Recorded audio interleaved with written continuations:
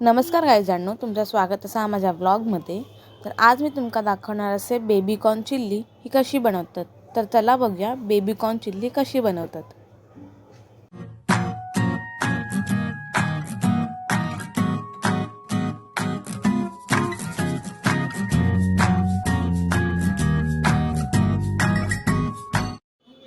तर हाय me baby corn बारीक बारीक कापून घेतलेले असते, ते तुकडे करून घेतलेले असते आणि धुवून घेतलेले असते। त्यामध्ये नंतर मग मीठ टाकलंय। मीठ टाकल्यानंतर जरा पाणी सुटतं, पाणी टाकायची गरज नाही। त्याच्यानंतर काश्मीरी चिली पावडर टाकले थोडीशी, कारण की थोडंसं रंग येण्यासाठी। आपण हय कसलो कलर टाकणार नाही आहोत, फक्त आपण लाल काश्मीरी मिरची टाकणार असा। आणि काश्मीरी मसाला टाकल्यानंतर अद्रक लसूणची पेस्ट टाकला आणि त्याच्यानंतर मग कॉर्नफ्लॉवर टाकला 2-3 चमचे। त्याच्याने कसं कॉर्नफ्लॉवर टाकल्यानंतर थोडासा कसा क्रिस्पी होता, मग आपण कॉर्नफ्लॉवर टाकणार असा। आणि कॉर्नफ्लॉवर टाकल्यानंतर मग 1-2 चमचे आपण मैदा टाकणार आहोत। मैद्याने पण कसं एकदम टेक्स्चर चांगलं येतं ते का आणि एकजीव होता, म्हणून आपण मैदा टाकणार आहोत।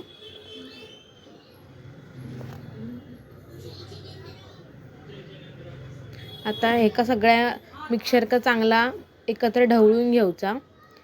सगळं मसाला वगैरे आणि आलं लसूणची पेस्ट जी आपण टाकलेला ती सगळी नीट सगळ्या बेबी कॉर्न का लागली पाहिजे, तसा करून घेतला आपण।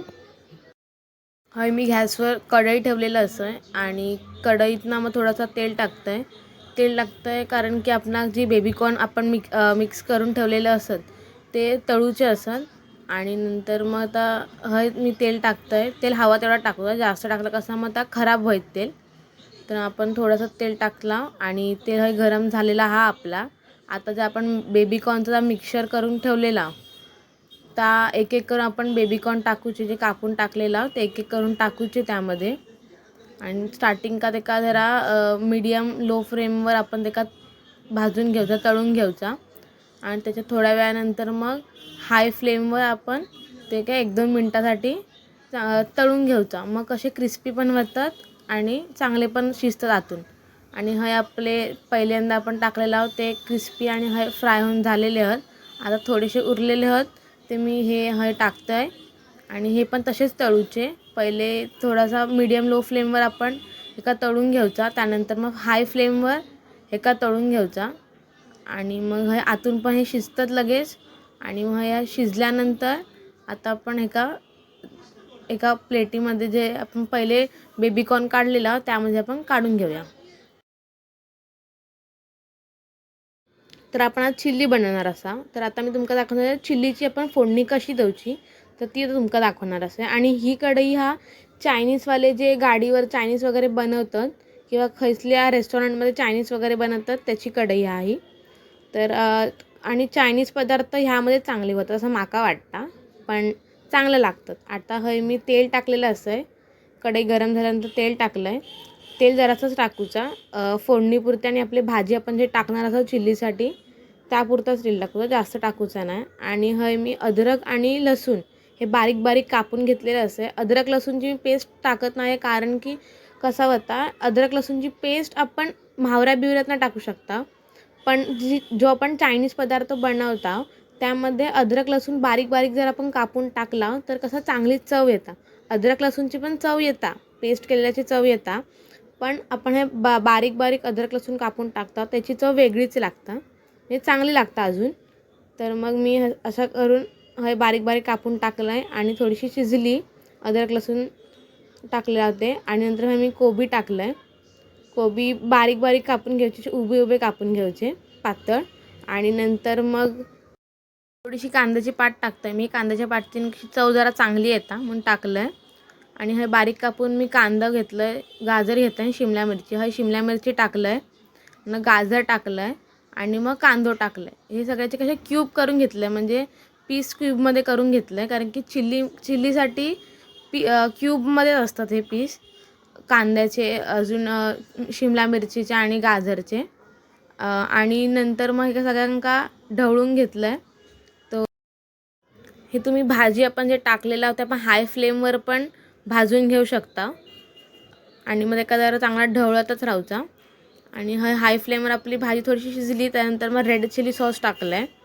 थोडंसं टाकायचं रेड चिली सॉस, नंतर मग विनेगर आणि ब्लॅक सोया सॉस हे थोडंसं म्हणजे एक चमचा टाकला तरी पण चालत, चवीपुरता टाकूचा. जास्त विनेगर तर जास्त कधीच टाकूचा नाही, त्याच्याने मग कसं चव बदलून जातं सगळ्याची. आणि मग मी थोडंसं सोया सॉस टाकतं, 1 चमचा टाकलास तरी चालत. सोया सॉस पण फक्त चवीपुरती टाकतो आपण, जास्त काय नाही. आणि नंतर मग मी सगळं ह्या टाकून झाल्यानंतर मग अजून माझ्याकडे शेजवान चटणी होती. आता मी ही जी पूर्ण वाटी आहे ती म्हणजे अर्धी वाटी भरून घेतलेलं आहे, ती शेजवान चटणी टाकलं आहे. मी थोडंफार तिखटपणा येण्यासाठी टाकलं आहे मी, कारण की आपण कसलो पण मसाला टाकत नाही आहे. तर मग शेजवान चटणी टाकून ते काय एकत्र चांगला परत ढवळून घेतलं आहे.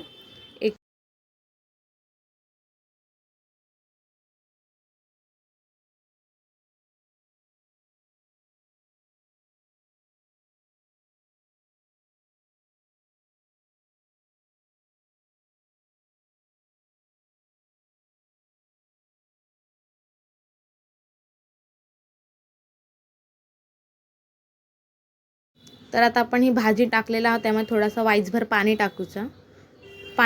कारण की आपला चिल्ली बनवूची आहे, ड्राय नाही बनवूचं. म्हणून आपण पाणी टाकलं वाईस आणि नंतर का सगळ्यांका ढवळून घेतला.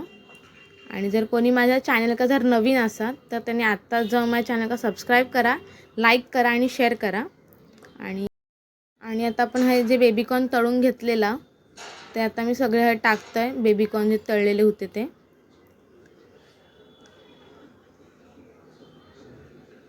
अशा प्रकारे आपले सगळे बेबीकॉर्न टाकून झालेले असतात चिल्लीमध्ये.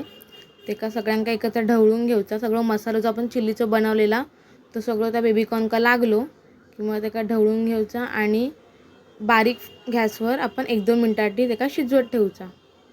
आणि त्याच्यानंतर मग कॉर्नफ्लॉरची स्लरी बनवलेली आहे मी, ती थोडीशी टाकूची कारण की एकजीव होण्यासाठी. कॉर्नफ्लॉरची स्लरी अशी बनवतात, कॉर्नफ्लॉर घ्यायचा आणि पाणी घ्यायचं, ते का एकत्र चांगला ढवळूचा आणि मग अशी कॉर्नफ्लॉरची स्लरी आपली बनून तयार होता. आणि आता कोणाक माझी ही रेसिपी आवडली असत तर मग ते नक्कीच लाईक, शेअर, कमेंट आणि सबस्क्राईब करा. आणि अशाच नवीन नवीन व्हिडिओ ते पण आपल्या मालवणी भाषेमध्ये बघण्यासाठी माझ्या चॅनल का सबस्क्राईब करा. धन्यवाद.